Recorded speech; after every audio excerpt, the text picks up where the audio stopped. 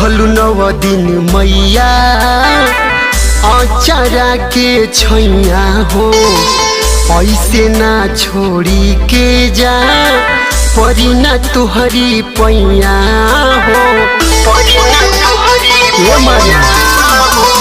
रखलु 9 दिन मैया अचारा के छैया हो, ऐसे ना छोड़ी के जा परी ना तुहरी पैया हो।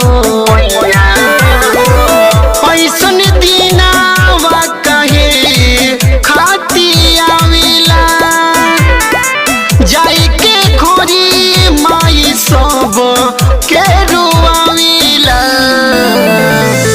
कोई दिहलू ये मैया तू हमके पराई हो, कैसे करब ये माई तोहर विदाई